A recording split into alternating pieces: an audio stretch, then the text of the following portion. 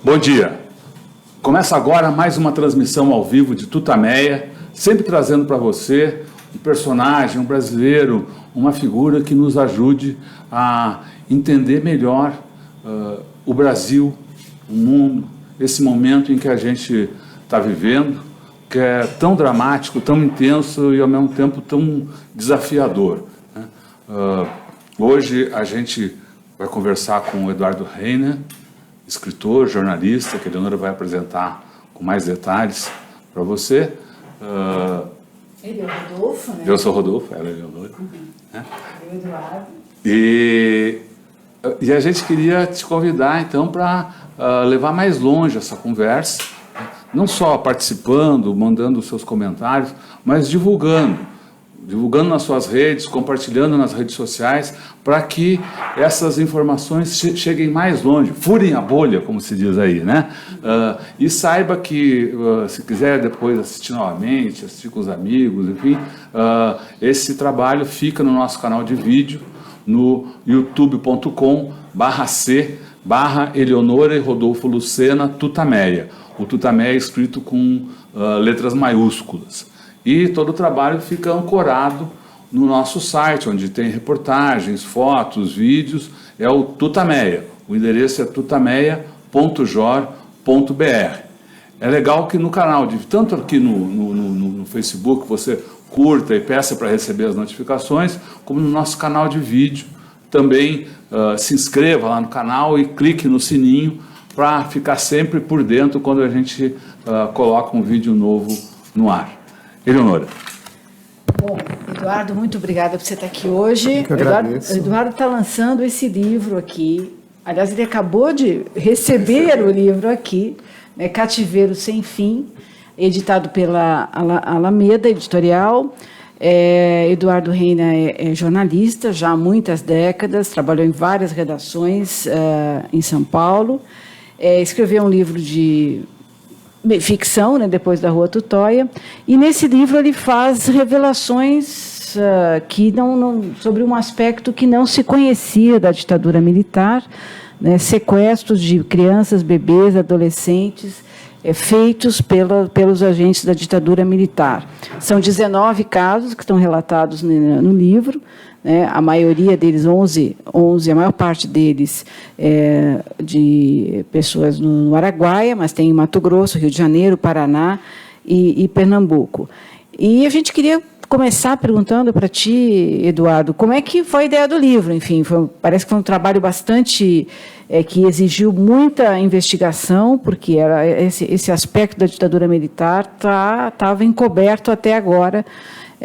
E o seu livro justamente tem esse grande mérito de trazer à tona mais um crime da ditadura militar. Como é que você resolveu entrar nessa seara? Espera um pouquinho, deixa eu atropelar aqui. Atropela. Um pouco antes, porque esse tema, ditadura militar, e o golpe de 64 está no ar, está em todas as discussões nesses últimos dias, especialmente porque ontem o presidente da República, Jair Bolsonaro, eleito num processo de eleição manipulado, né, em que o principal oponente, o principal candidato que estava com tudo para ser eleito, Lula, foi tirado do pleito também por um processo judicial cheio de falhas, né, para dizer o mínimo. Então, esse senhor determinou, em reunião com o Ministério da Defesa, determinou ao Ministério da Defesa a comemoração devida aos 55 anos do golpe militar, que se completam no próximo dia 1º de abril, né, o golpe militar de 1964. Então, o que exatamente tem para se comemorar disso, né? Nas redes sociais, vários comentários aí sobre o assunto já apontam, né, o absurdo disso, que o Brasil comemorar o golpe de 64 é como se a Alemanha comemorasse a ascensão do nazismo, né? Enfim, nesse período, foi um período de trevas para a cultura, para a política brasileira, um período que o sequestro, a tortura, o assassinato se transformaram em política de Estado para combater a oposição. Né? Terrorismo de Estado. Né? Terrorismo de Estado. Né? E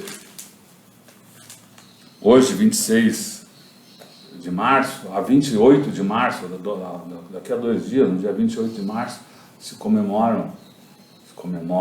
choram, né? 51 anos da morte do assassinato de Edson Luiz no calabouço, durante as manifestações lá no restaurante Calabouço, no Rio de Janeiro, manifestações estudantis que foram barbaramente reprimidas pela polícia militar, e o estudante secundarista Edson Luiz, então com 18 anos, foi vítima aí, foi assassinado ali nas ruas, em frente a todo mundo, né, no Rio de Janeiro. Mas, como em vários outros momentos, essa repressão não calou o povo, e ao contrário, ali foi como um rastilho para uma continuidade da rebelião. A resposta do golpe militar, a resposta da ditadura, foram mais crimes, né? São milhares de presos, torturados, desaparecidos e mortos. Da lista oficial de mortos e desaparecidos apontada pela Comissão Nacional da Verdade, eu vi hoje aí, o site Socialista Moreno fez uma estatística, né, que mostrou que 56% dos mortos e desaparecidos dessa lista oficial, em torno de umas poucas centenas, em torno de 500 pessoas, 56% eram menores tinham menos de 30 anos, jovens. A ditadura matou a nossa juventude. Então, esse tempo que não pode ser esquecido para que não volte, é que a gente traz hoje, no nosso programa de hoje, aqui nessa entrevista com o Reina, e também vamos falar de outras manifestações aí, em memória aí dos presos, mortos, desaparecidos, e dizer que ainda que esse sentimento que esse presidente eleito nessas eleições tão irregulares, sentimento de ódio, continua fazendo vítimas no Brasil de hoje. Né? Na quinta-feira passada, a gente foi assassinada no Pará uma coordenadora regional do Movimento dos Atingidos por Barragens, Dilma Ferreira da Silva. Né? E assim foi a primeira morte de lideranças rurais esse ano. Outras já ocorreram em outras circunstâncias, mas o que a gente quer lembrar é isso. Esse discurso de ódio só gera intranquilidade, gera o caos, é o oposto do que o Brasil quer, a democracia, a busca de igualdade, a busca de justiça social. Dizendo isso, a gente encerra esse editorial aqui do Tutameia. Esse editorial, bom, já entrou um monte de gente aqui que está nos acompanhando, pessoas dizendo exatamente isso. Tem que lembrar, né? Tem que ter memória para que isso não se repita. Então, a gente agradece aqui a participação de vocês, todo mundo que está colocando os comentários, e pedimos para compartilhar essa entrevista, que agora vai começar com o Eduardo Renan, oficialmente, com o Eduardo Renan. Então, Eduardo, como é que foi essa ideia de pesquisar essa história de sequestros na ditadura? Bom, primeiro eu queria agradecer a oportunidade de estar falando aqui com vocês, acho muito importante isso. Agradecer essa oportunidade de estar divulgando esse trabalho, que é um trabalho que tem mais de 2 décadas. Assim, sempre me inculcou, me apoquentou uma pergunta: por que no Brasil não se fala em sequestro de crianças e bebês, filhos de militantes políticos, pelos militares durante a ditadura, sendo que nos países vizinhos, aqui na América Latina, Argentina, Chile, Uruguai, Paraguai e Bolívia, esse tipo de crime ocorreu em grande quantidade. Na Argentina foram 500 bebês sequestrados. 500 bebês, é muita coisa, né? E então eu comecei a fazer uma pesquisa, fui indo devagarzinho, devagarzinho. É uma pesquisa que demanda muito tempo, muita dedicação, e por causa do trabalho como jornalista, eu não conseguia ter tanto tempo disponível. Mas aí você vai montando, é um grande quebra-cabeça isso também, né? Você vai montando a informação aqui, ali, mas eu nunca tive um documento, nunca havia conseguido levantar uma testemunha que falasse de peito aberto o que aconteceu com ela ou aconteceu com seu parente mais próximo. E em 2015, um colega meu da cidade de Jaú me fez um convite para que eu escrevesse o primeiro livro da editora que ele estava criando. Então eu pensei que seria a grande oportunidade de jogar luz nesse assunto que não se fala aqui no Brasil, que nunca se falou aqui no Brasil. É um assunto invisibilizado por historiadores, por pesquisadores, por acadêmicos e principalmente pela mídia. Eu consegui fazer um levantamento de 12 anos, de 4 jornais aqui, grandes jornais no Brasil, Folha Estado, Estado de Minas e o Globo, e são 9 matérias publicadas que citam esse assunto. 9 matérias. E todas essas matérias têm como fonte militares. Esses 12 anos, qual foi o período dessa pesquisa? Dá 4.000 e poucas edições,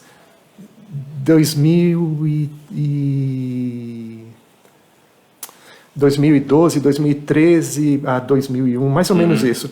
Na primeira década desse século e o comecinho da segunda década aqui desse século. E eu também li centenas de livros, e a leitura desses livros me baseou muito nessa pesquisa e no encontro desses personagens, desses 19 personagens que constam no livro Cativeiro Sem Fim. Vou voltar um pouquinho que eu falei.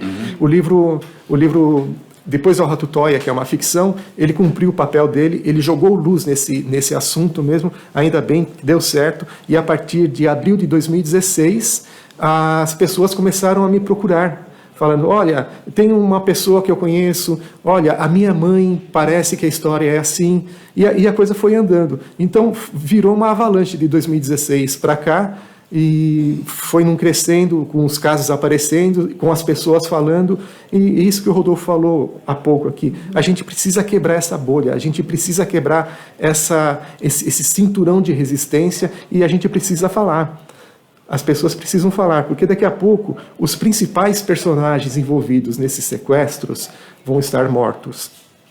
E não tem ninguém punido. Aliás, não existe nenhuma associação que agregue todas essas pessoas que foram sequestradas, os parentes dessas pessoas. Na Argentina, o grupo de Avós e Mães de Maio, elas fizeram um trabalho sensacional. Desses 500 bebês sequestrados na ditadura argentina, que, aliás, teve a efeméride no último domingo, né? Eles conseguiram restituir cerca de 130, 140. Isso graças ao trabalho incansável dessas avós, dessas mães da Praça de Maio, que criaram um banco de sangue com DNA que possibilitou fazer isso. E aqui no Brasil a gente precisa ter esse banco de sangue para buscar os desaparecidos políticos, não só as crianças e os bebês sequestrados, mas os corpos desaparecidos de todos os militantes políticos que foram presos. Então, como é que que dificuldades você achou nesse trabalho? Porque são crimes, né, que não tem a documentação, é muito difícil, não está escrito, você se vale de relatos, de documentação, que tipo de documentação? Fala um pouco das dificuldades justamente por conta desse fato do Brasil não estar... não ter estado durante toda a redemocratização muito voltado para essa questão. O primeiro e maior obstáculo é você conseguir identificar possíveis vítimas e parentes dessas possíveis vítimas.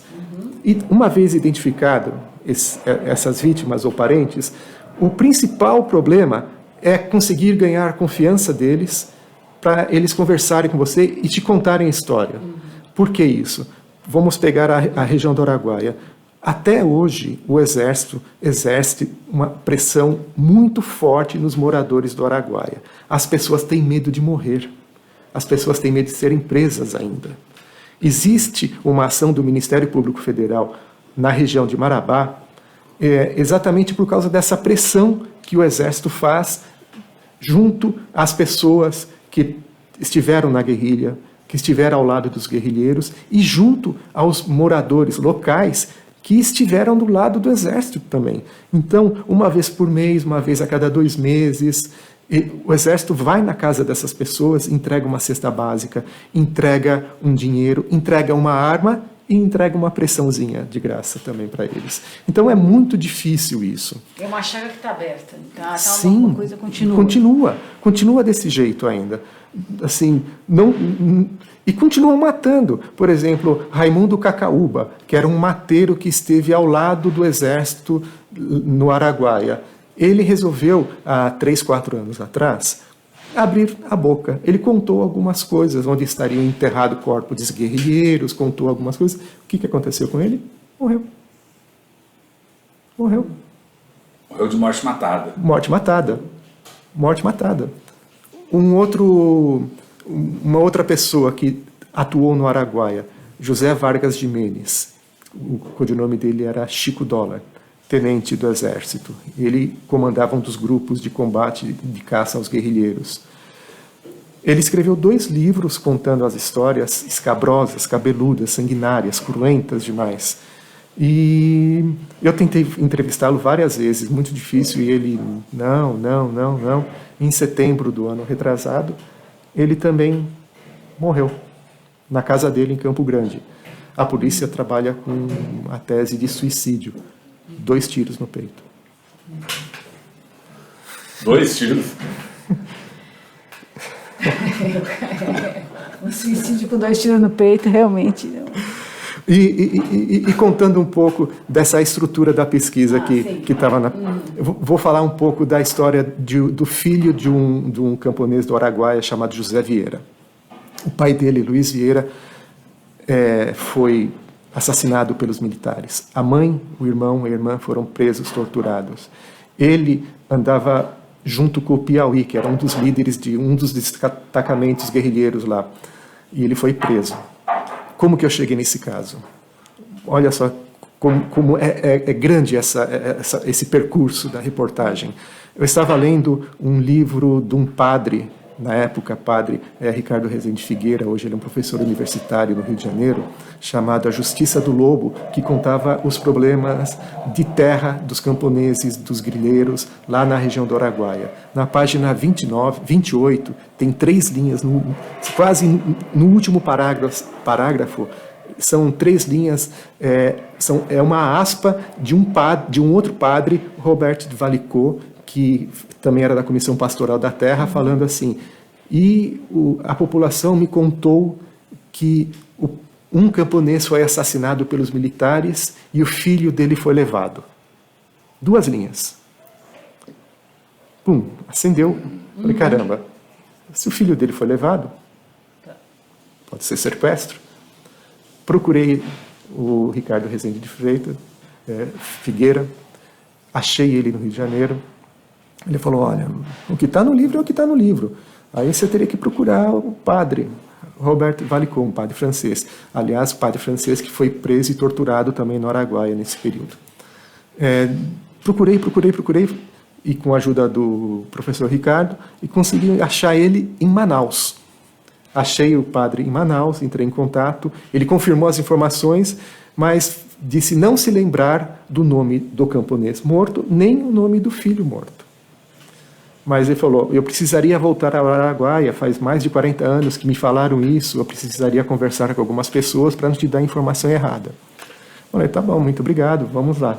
Aí eu fui para o Araguaia atrás, tem isso mesmo, mas eram todas informações desencontradas, não conseguia chegar em nada. Aí um dia eu estava lendo um livro, que é a tese de doutorado de um professor da Universidade Federal de Goiás, Romualdo Pessoa.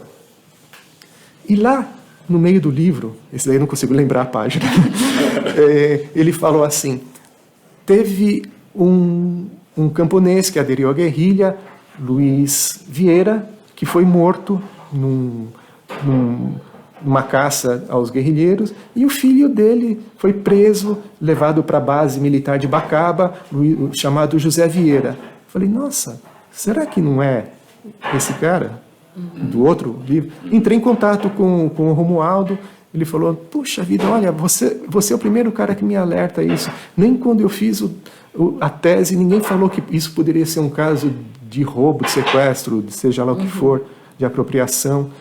Mas que interessante, ele falou, eu tenho a íntegra da entrevista que eu fiz com o José Vieira em 95. Você quer ler? Sim, quero. Ele mandou para mim 10 páginas. E no meio dessas páginas, o José Vieira fala, porque me levaram, e levaram mais fulano, e deu mais 4 nomes de filhos de camponeses que foram levados pelos militares. Falei, Romualdo, meu Deus do céu, olha só, tá aqui, ele, nossa, olha, eu não tinha reparado nisso, é mesmo. E esse trecho ele não tinha usado, era só a íntegra da entrevista. Ele usou outros trechos, porque o foco dele era a busca dos corpos dos guerrilheiros desaparecidos. Então passou batido mesmo. Quer dizer, estava do lado dele essa história. Aí eu parti para buscar José Vieira. E aí foram semanas buscando esse cara, para cima e para baixo, nada e nada no Araguaia. Ah, eu sei, é lá, não está mais aqui, já se mudou daqui. Aí eu consegui um telefone de contato dele, ele mora em Anapu, interior do Pará. Anapu é uma cidade super famosa no Pará, primeiro porque é conhecida como a capital da moto roubada. Se você for lá, só tem motocicleta sem placa. E infelizmente é conhecida internacionalmente por ser a terra de que Dorothy Stang foi assassinada por pistoleiros, né? Aí eu fui até lá e consegui falar, depois de muito insistir, consegui falar com ele por telefone, e ele falou, mas você vai vir aqui? Eu falei, vou. Ele falou, você tem certeza? Eu tenho, eu vou. Porque eu também não tinha essa noção. Aí eu cheguei lá, fiz a entrevista com ele e vim embora no mesmo dia. Assim, eu parti de Marabá até Anapu, parece perto, são 360 quilômetros. Eu demorei 8 horas para ir, porque a Transamazônica não tem uma ponte de pé, é uma lástima aquela rodovia. Então eu fui e voltei, assim, dormi no meio do caminho, eu só não queria ficar lá na cidade. E achei o cara, e quando eu conversei com ele, além de ele confirmar a história dele, me passar documentos, que o Exército, inclusive, falsificou o certificado de reservista dele, porque para conseguir fazê-lo ficar dentro do quartel como se fosse um soldado que estivesse prestando serviço ao Exército. E contar a história dos outros 4 que já tinham sido citados para o professor Romualdo, ele me contou a história de um 5º. Então são 6 filhos de camponeses no Araguaia que foram sequestrados. Além dos 6 filhos de camponeses, tem 2 filhos diretos de guerrilheiros que foram sequestrados. E desses 2 filhos, um deles é o filho do Oswaldão, chamado Giovanni, e quando o Giovanni foi sequestrado, levaram a irmã dele de 8 anos, Ieda, e a mãe dele acabou falecendo naquela ação de sequestro, de rapto das crianças.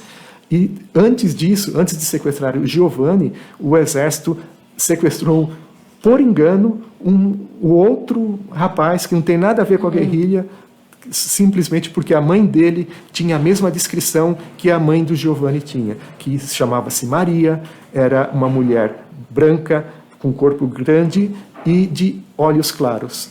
Vamos, esse caso do Oswaldão, vamos falar com mais detalhes aí. Queria primeiro continuar um pouco no sequestro desses filhos de camponeses da região. Eram os camponeses que supostamente o Exército imaginava que tinham ajudado a guerrilha do Araguaia. Sim, né? Ajudou. E esses meninos e meninas, só meninos? Só meninos, eles foram levados quase como escravos, né, para trabalho ou para colocar no Exército. Qual foi a situação desses? Eles não foram adotados exatamente? Não foram adotados, mas eles foram cooptados. Sim. Eles foram cooptados. Passaram por uma lavagem cerebral. Tanto que José Vieira é um cara que há momentos em que ele fala bem do exército e em outros momentos ele fala mal do exército também. Então tem essa dualidade. Eles foram levados para trabalhar como faxineiro, como cozinheiro nos quartéis. O José Vieira e mais dois, o Antoninho e mais um outro, que eu não me recordo o nome, eles foram levados primeiro para o quartel-general do Exército em Belém do Pará, e depois foram transferidos para servir como recrutas no batalhão de Selva em Altamira. Um outro foi levado para Rio de Janeiro, e tem um outro que não sei o destino dele, mas foi levado pelo Exército também. Certo. Bom, falando do Oswaldão, a gente vai falando assim, Guerrilha do Araguaia, Oswaldão, como se todo mundo conhecesse. Sim. Então, antes de eu fazer a pergunta, eu queria pedir que você colocasse um pouco esse plano geral. O que foi a Guerrilha do Araguaia e quem foi esse personagem, Oswaldão? A Guerrilha do Araguaia foi um ponto de resistência ao governo militar que teve início no final da década de 60, na região do Araguaia, lá em cima, onde hoje é Tocantins, antigamente era o estado de Goiás, então fica bem na divisa com Pará, Tocantins e um pouquinho mais para frente Maranhão. Então foi formado uma célula muito forte pelo Partido Comunista do Brasil, PCB, que resolveu PCdoB, exatamente, PCdoB, que resolveu fazer uma zona de exclusão lá e iniciar a resistência armada contra a ditadura militar naquela região. Então eles começaram a enviar universitários para lá. Então eles formaram 3 destacamentos, de destacamento A, B e C, com cerca de 12, 15 integrantes cada destacamento, um pouco mais, e mais uma junta militar que comandava tudo aquilo lá. Aquela região é uma região extremamente rica.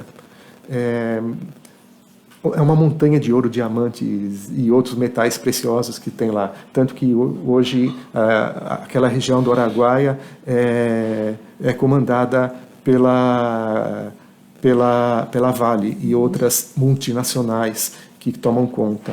E o Exército sempre olhou aquilo, as forças militares sempre olhou aquilo com olhos grandes mesmo, de eles mandarem, como mandam hoje. Então, aquela região, desde o início da guerrilha, teve um crescimento muito grande da força militar. Foram construídos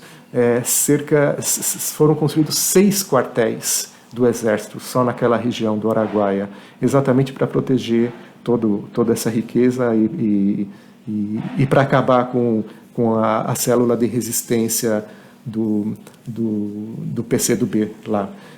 O Exército ele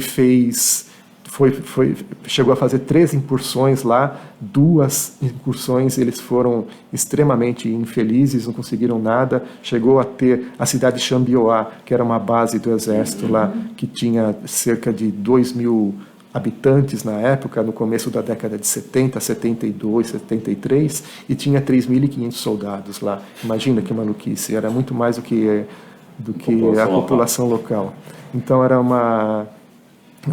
foi uma ação muito forte. E eles, a partir de 74, eles fizeram uma operação de inteligência para identificar quem eram as pessoas, os guerrilheiros, quem eram os militantes políticos e onde eles ficavam. E a partir dessa identificação, um trabalho assim de espionagem mesmo, eles partiram para a execução de todos os guerrilheiros. E não contentes com a execução desses guerrilheiros, alguns se salvaram, eles tiveram uma sequência desse plano de extermínio daquele foco de resistência, que foi exatamente o sequestro dos filhos dos guerrilheiros e dos filhos dos camponeses que trabalharam junto à guerrilha.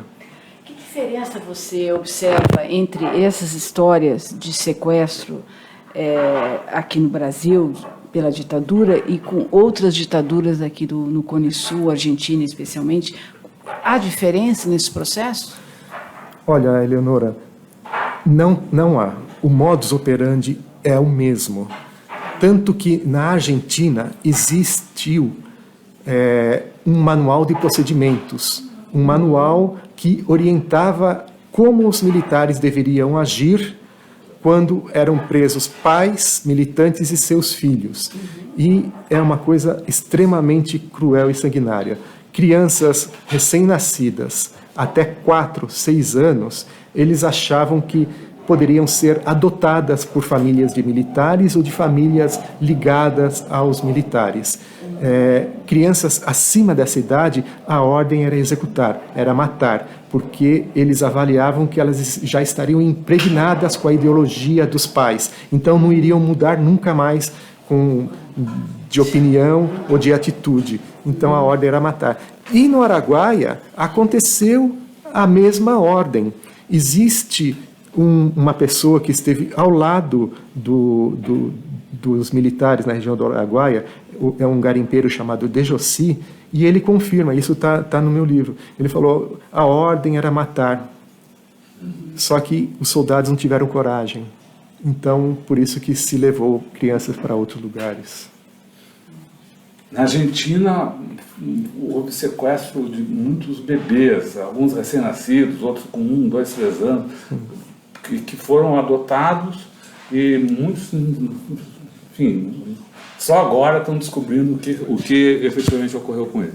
Também aconteceu assim?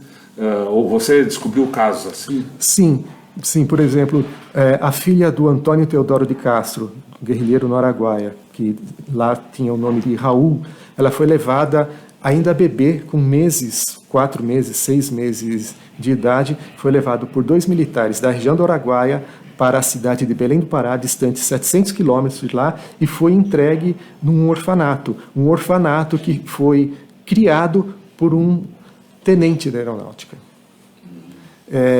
Existe o caso, por exemplo, da Rosângela Serra Paraná, que é uma pessoa que foi sequestrada possivelmente no Rio de Janeiro ou no Rio Grande do Sul e foi entregue ainda bebê para uma família de militares. O apropriador dela, o pai adotivo dela, era uma pessoa que toda a família dele, o pai, o avô, o tio-avô e o bisavô, todos de militares. E, por coincidência, ele era um prestador de serviço para o ex-presidente general Ernesto Geisel. Você acha que você conseguiu aqui contabilizar esses 19 casos e documentar e entrevistar as pessoas ou sobre a história sobre as pessoas? Você acha que isso é a ponta de um iceberg? Você bateu no iceberg? Tem mais casos? O que você imagina que possa ser o desdobramento desse seu livro?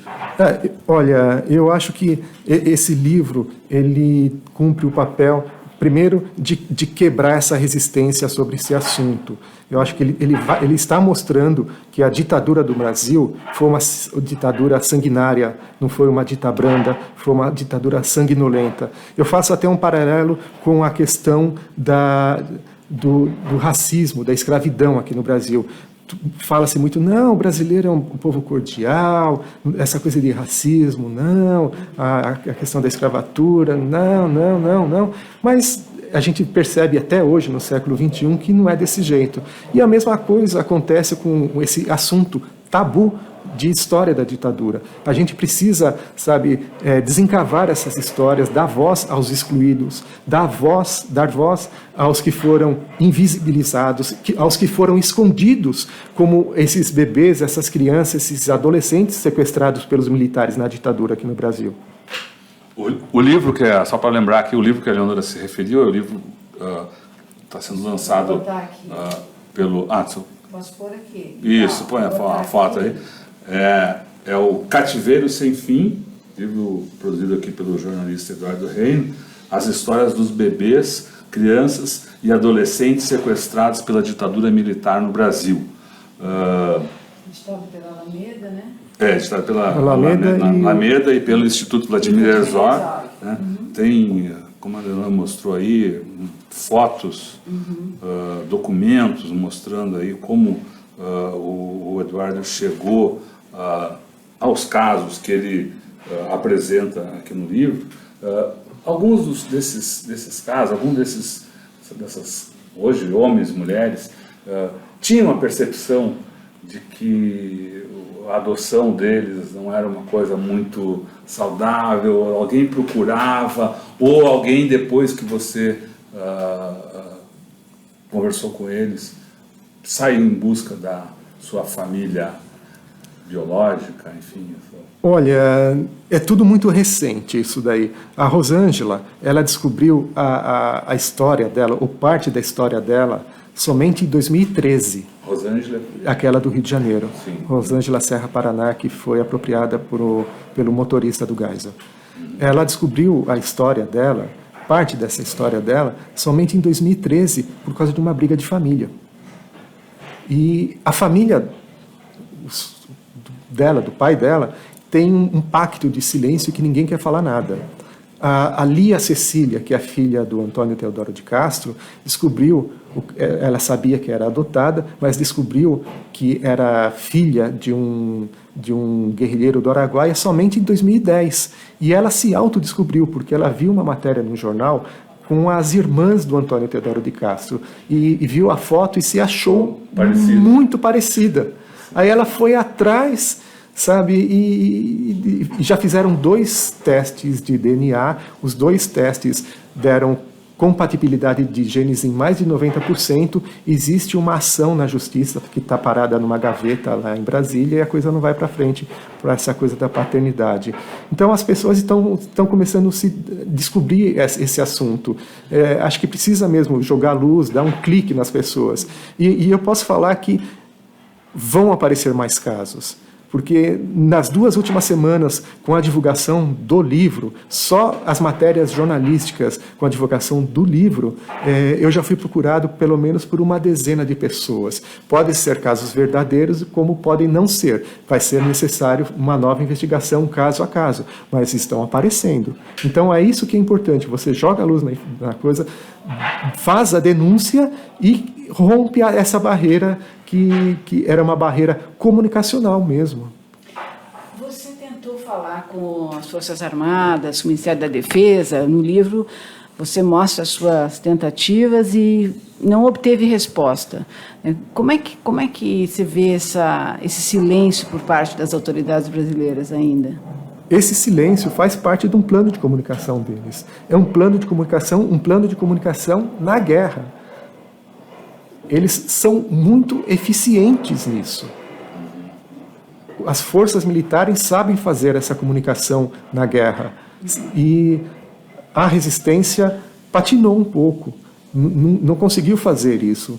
Então, é uma coisa que eu sempre venho brigando, assim, a gente precisa ser eficiente na comunicação. Não que eu seja um expert nisso, eu também patino nisso, mas eu acho que as forças militares foram muito eficientes, não só na censura, em calar a boca e esconder, mas como fazer uma propaganda das coisas. Tanto que dá para ver nas redes sociais, por exemplo, quando fala do meu livro, as pessoas falam, mas lá na minha rua era todo mundo direito, ninguém era baderneiro. Não era baderneiro. As pessoas estavam lutando por democracia, estavam lutando pelo Brasil, sabe? Eu não estou fazendo essa denúncia porque eu sou contra as Forças Armadas. Eu quero paz.